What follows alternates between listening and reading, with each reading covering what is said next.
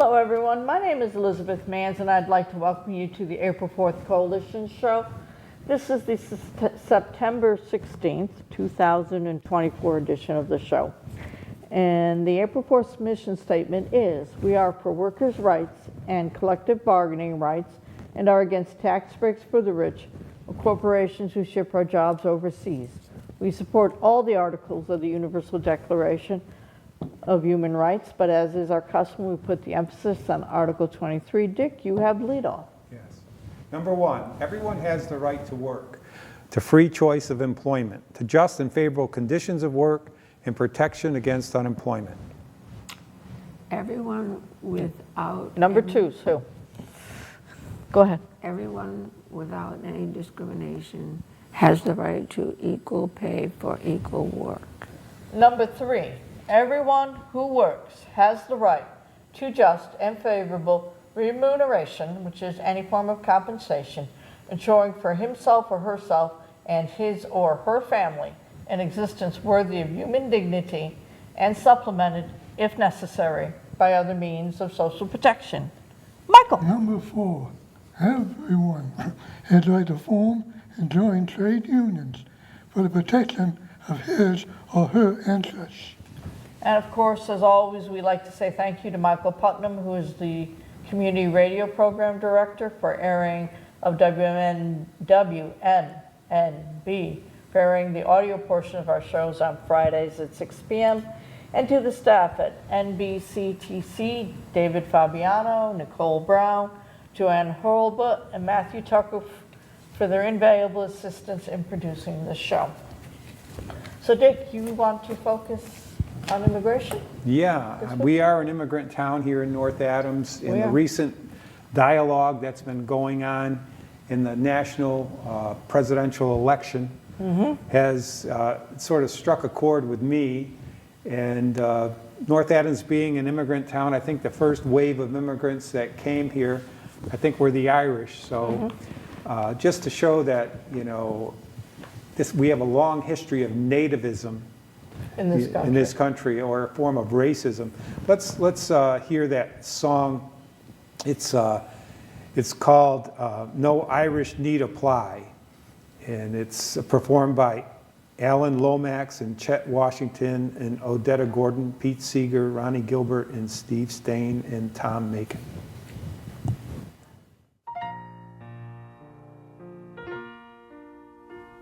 I'm a decent boy just landed from the town of Ballyfad.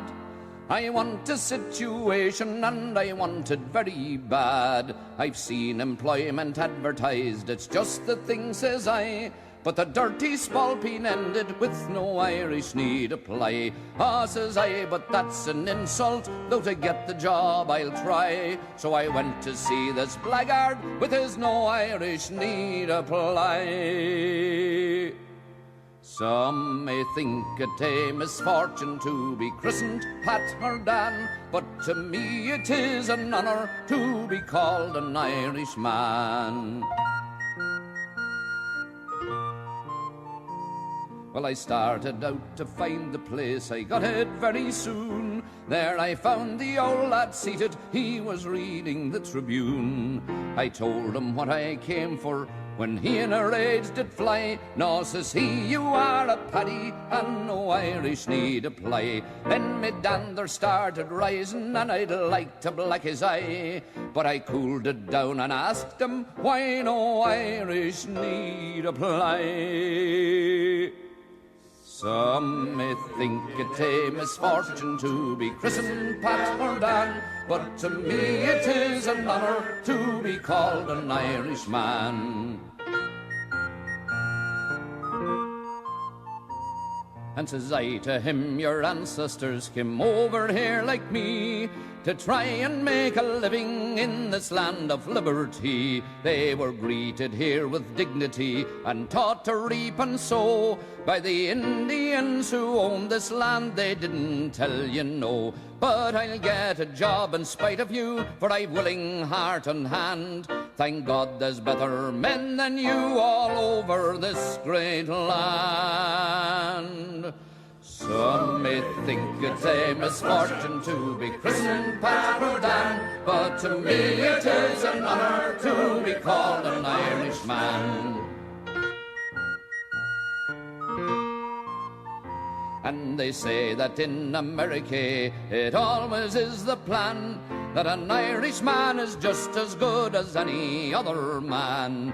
A home and hospitality they never will deny to strangers here or ever say no Irish need apply. But there's some bad apples here and there, a dirty lot says I, and a decent man will never write no Irish need apply. Some may think it's a misfortune to be christened Pat or Dan, but to me it is an honor to be called an Irishman.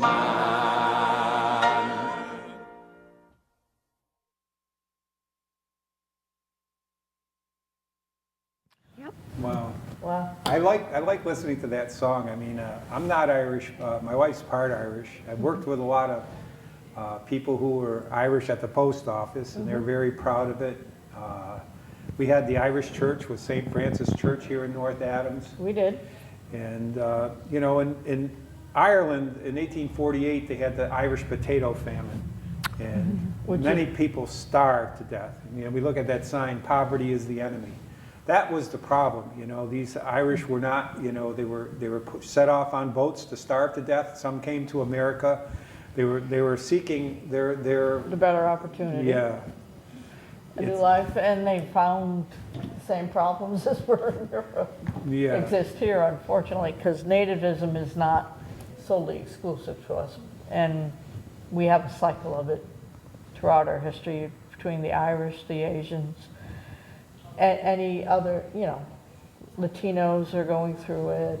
The African Americans the have had Italian. it their entire life here. It's Just, and it does not need, hate does not need the help of the politics to stir it. We don't need millionaires and Elon Musk, who's about to be the first trillionaire, the richest man in the world, jumping on this thing, complaining, this false claim that even the vice president said they made up the story just to get attention to the issue of immigrants, you know, and complaining that the press hasn't been covering it, haven't been covering a lie, you know. But I know personally, you know, that, you know, it really struck a chord when the president said they're eating dogs and cats, because I'm of Tyrolean descent. We spoke a dialect of Italian, but we were from the Tyrol in North.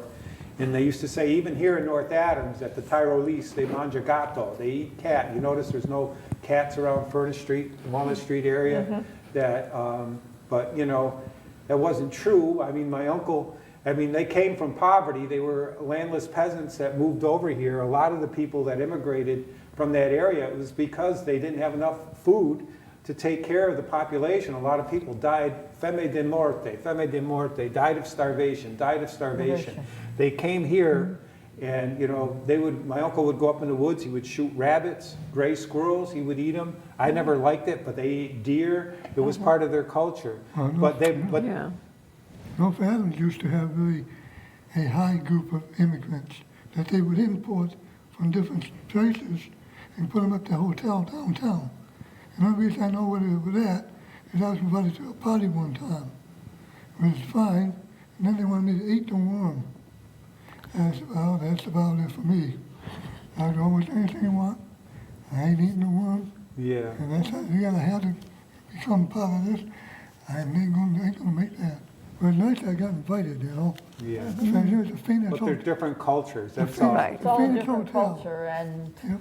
you can go around the world and all the cultures have different food that we might look at and think you shouldn't eat, but they eat it because it's their source of protein and Oh, yeah. what they grew up with. And if you're starving, I'm sorry, you'll eat anything. But this isn't the case, though. This isn't the case here They're in just making England. it up. It's They're a making made-up it up. story that, you know, because in this town. But anyways, I mean, I just wanted to talk about it. Maybe we'll talk about it again later. But we had some other video we wanted to show, because there's been strikes going on with hotel workers throughout the country starting on Labor Day weekend. And in the WBZ about 3 days ago, there was another strike in Boston. So let's hear what they have to say about the hotel workers. Hotel workers around Boston are back on the picket lines this afternoon, demanding better pay and benefits. They launched a new 3-day strike today, targeting 4 more Boston hotels.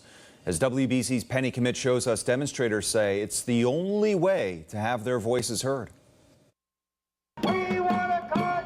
With pounding drums and blaring horns, Boston's Hotel Workers Union is asking guests to check out of city hotels. If you ask anyone on this picket line if the economy is working for them, they're going to say absolutely not. And if you ask them who's to blame for that, they're going to say the hotel. Concierges, chefs, and housekeepers who normally create a calm, luxurious atmosphere inside the Newberry Hotel today are outside, protesting for higher wages and a better pension program after their contract expired in August. And you may notice this sign, "One job should be enough." That's because employees out here tell me they're working 2 to 3 jobs just to feed their families. Yeah, it's tough, but we have to. They're already working 40 hours a week at this job, doing luxury service for people, and then they're just gonna turn in their uniform, put on a different one, and head to a different hotel. Shay Stillman, who works the front desk at the Newberry, says she and her colleagues enjoy giving their guests a special stay, but it's an impossible task, she says, when you're overworked and underpaid. It's the most rewarding feeling to have a family come here and have the best vacation they've ever had in Boston. And with hotel costs seemingly more expensive than ever, employees wonder where all the money is going. A one-night stay at the Newberry Hotel this Saturday is over $650 for a basic king room. These are billionaire real estate companies. That's who the owners of these hotels are right now. And all those folks care about is the bottom line and their profits. Today marks the second round of protests after workers at 4 other Boston area hotels held a 3-day strike over the Labor Day weekend. We have strike authorization votes at every single hotel, so we could be on strike at any time. Today, similar protests are being held at the W, Moxie, and Dagny hotels. This round is expected to wrap up Saturday night, but the union leaders tell me that they are prepared to keep fighting until an agreement is met. In Boston, I'm Penny Commit, WBZ News. Yeah.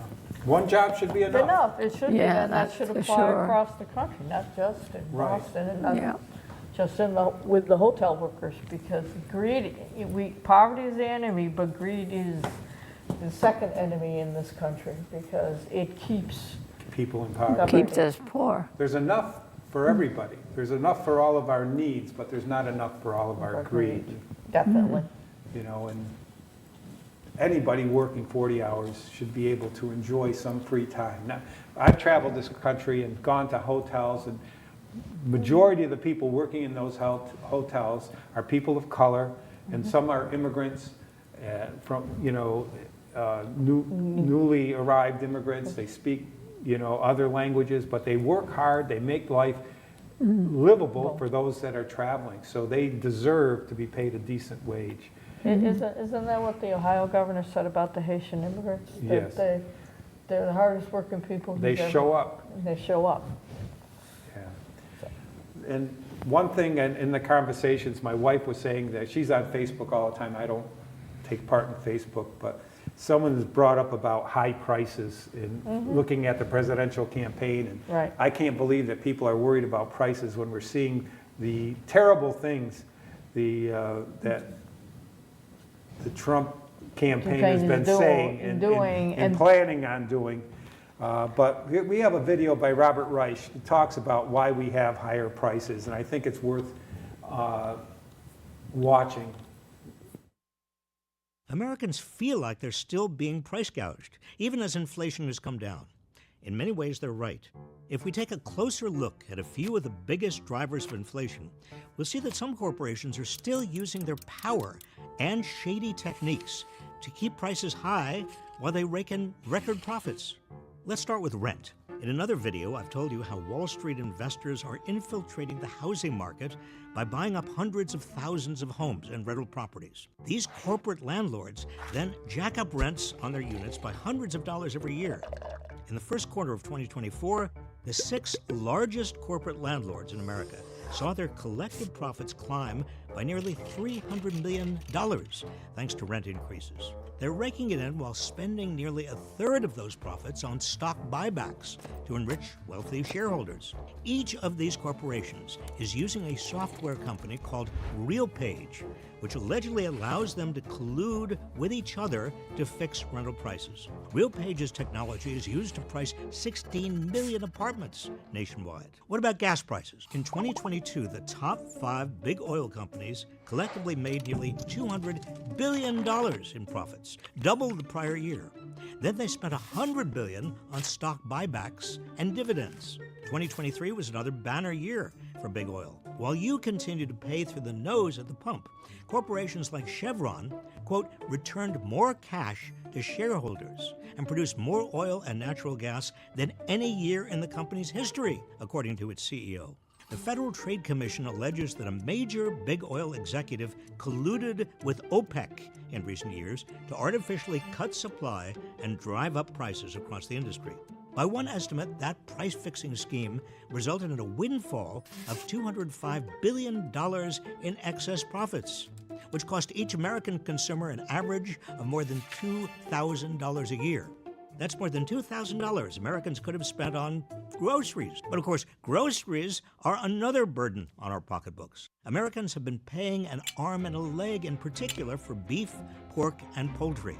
Meat producers don't need to worry about competitors with lower prices because 4 companies control the bulk of all meat processing in America. This has helped each of those companies siphon more money from you while raking in record profits over the past few years. And the biggest meat producers use a high-tech pricing tool from a data company called AgriStats that allegedly allows them to share information and coordinate price hikes. None of these price increases has anything to do with government spending or pandemic relief checks from 4 years ago, despite what you might have heard. And workers aren't to blame either, because after decades of stagnant wages, workers have finally seen modest pay bumps. But this pales in comparison to corporate profits, which are at record highs. The problem is too much corporate power, and the solution is to crack down on corporations profiteering at your expense. Under the Biden-Harris administration, the Justice Department is investigating RealPage's facilitation of rental price fixing and launched a massive antitrust lawsuit against AgriStats. And the Federal Trade Commission is suing to block the mega merger of Kroger and Albertsons that would send food prices through the roof. House Democrats are investigating big oil for price fixing based on the FTC's damning report. Senate Democrats have introduced legislation to crack down on price gouging. Of course, much more needs to be done. Americans are struggling to get by, while corporations are raking it in. We need to keep tackling corporate power.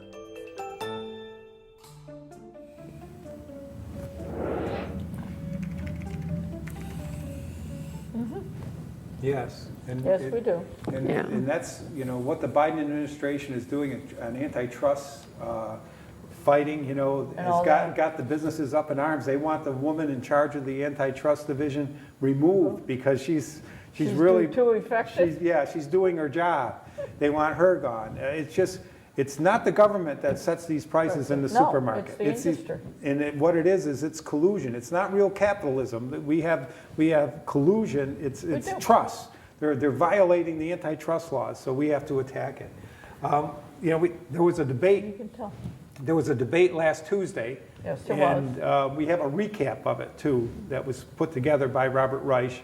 Let's try to squeeze that in and see. Then we can. All right. Yeah, we've got about 10 minutes Yeah, left. this is only a few minutes left, but it has Kamala Harris.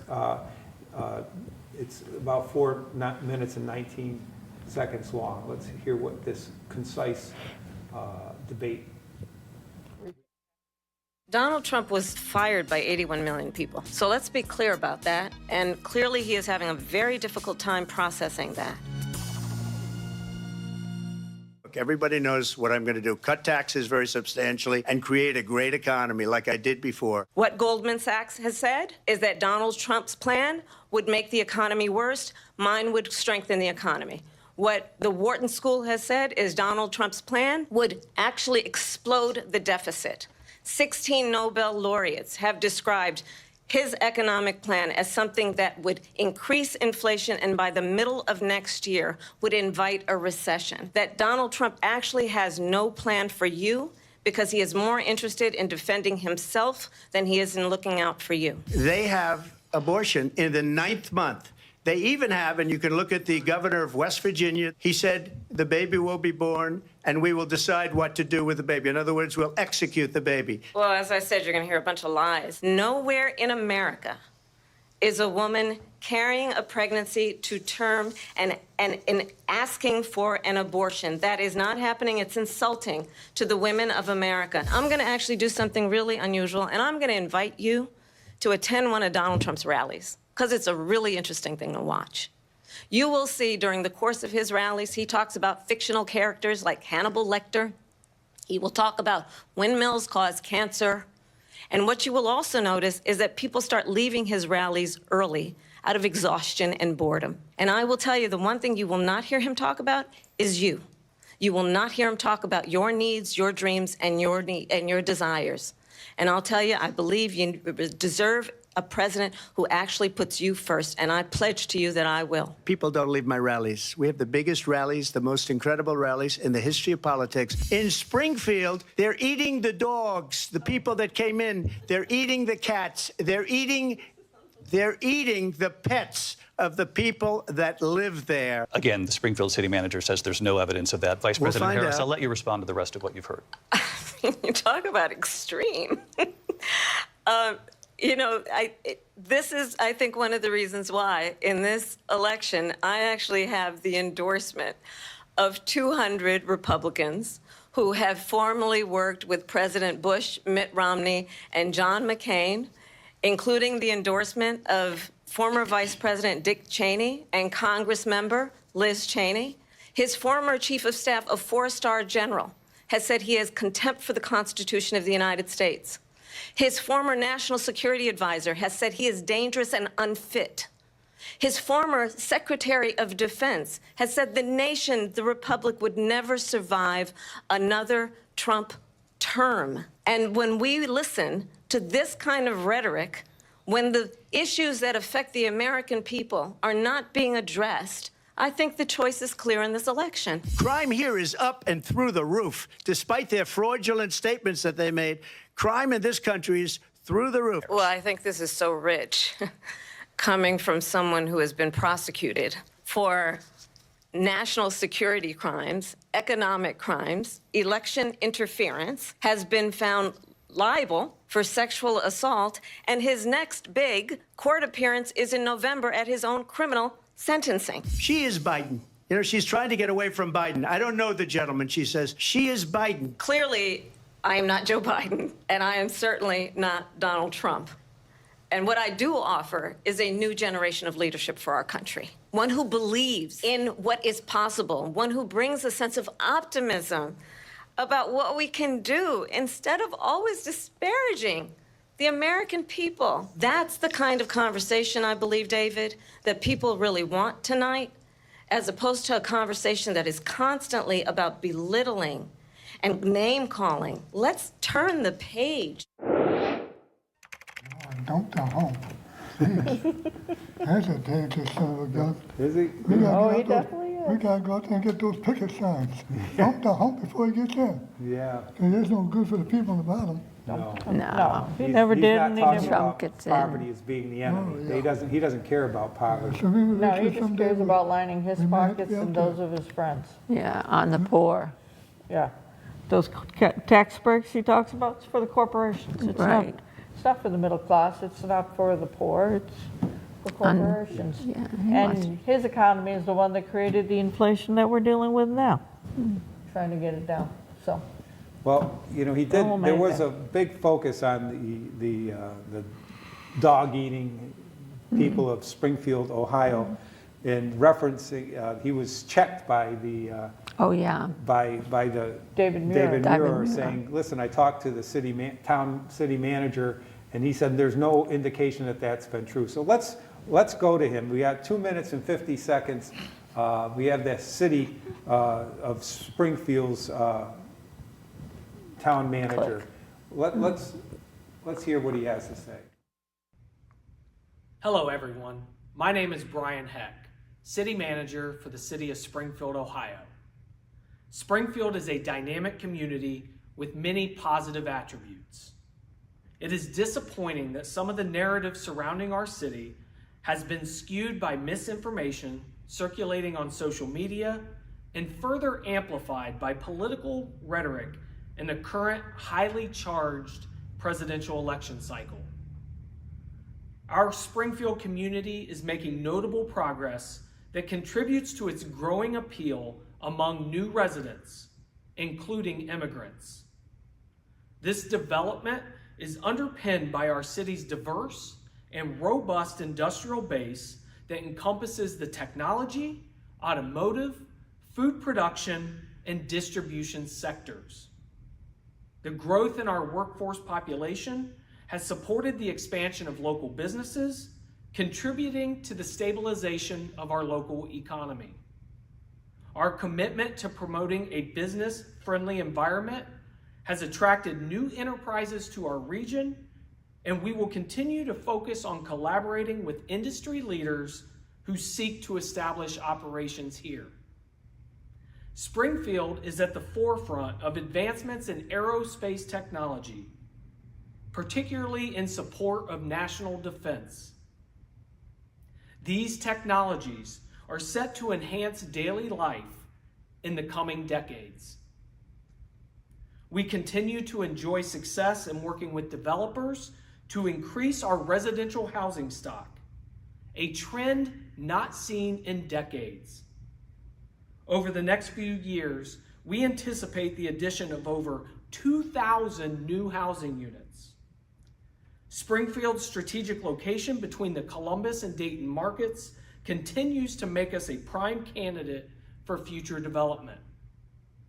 While we are experiencing challenges related to the rapid growth of our immigrant population, these challenges are primarily due to the pace of the growth rather than the rumors being reported. These rumors will not distract us from addressing the real strain on our resources, including the impact to our schools, healthcare system, and first responders. We will continue to work collaboratively with our community partners to face these challenges head on and move Springfield forward together. Yeah, imagine, here's a guy, he's a city manager, and you have the candidate for president of the United States targeting his community. Yeah. You have the senator who's running as vice presidential nominee from his state, pointing the finger, telling lies, inspiring people to send in bomb threats. They've had to close schools. They have the colleges are going remote because there's so much violence being perpetrated against that community. And this senator is supposed to be representing them. And this president wants to represent them. But they're targeting them as an enemy. Unfortunately, when you lose the cannon at one city, it doesn't just hit the one target, it hits everybody in the community. And that community, which is very prosperous and thriving, is now in something it shouldn't ever have to deal with. None of them should ever have to deal with it, but because we have a poor president, they do, and I think we're out of time. Thank you. See you next week. Power to the people. Power to the people. Power to the people.